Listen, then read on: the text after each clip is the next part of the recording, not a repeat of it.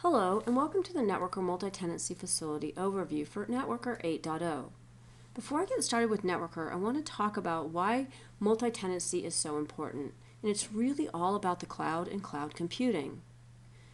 A recent IDC study shows that the public IT cloud services business will reach $72.9 billion by 2015. That means that NetWorker needs to be able to play in the service provider market. As I mentioned earlier, NetWorker 8.0 introduces new functionality that will allow backup and restore within the service provider model. This includes cloud computing. So through this session, I'm going to talk high level about the business needs of the multi-tenancy customers. I'm going to talk about restricted data zones, which enables the multi-tenancy within NetWorker 8.0. We'll also talk about how the normal NetWorker resources are utilized within those restricted data zones, and then also talk about some enhancements to the administration.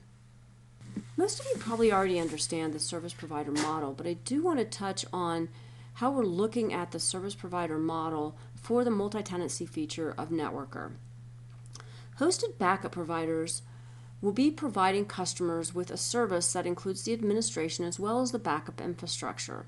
Now, the backup infrastructure from a NetWorker perspective is going to include, but not be limited to, the NetWorker software, the storage nodes, the servers, the backup media, all of the devices, along with all the other normal NetWorker resources.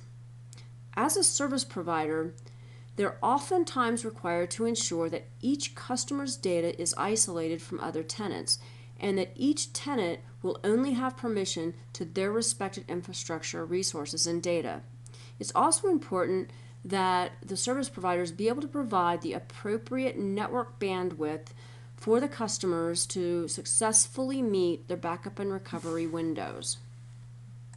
We're now going to start talking about NetWorker and multi-tenancy. So let's first start with the traditional NetWorker. And this is all of the versions prior to 8.0. So prior to 8.0, we were not able to isolate our NetWorker resources. So each data zone shared all of the NetWorker resources. This included the clients, the media, along with all of the administration roles.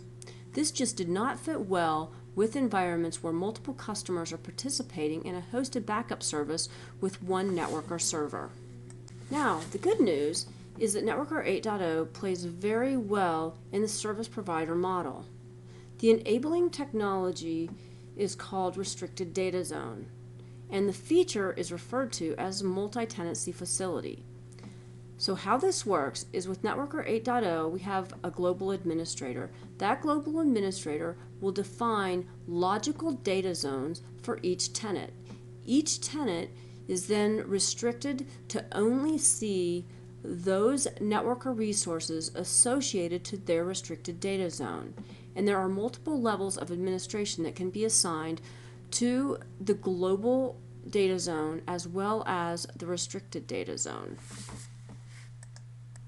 To summarize, the NetWorker Multi-Tenancy Facility will allow the service providers to isolate all of the NetWorker resources. This includes the end users, the data, and the administration.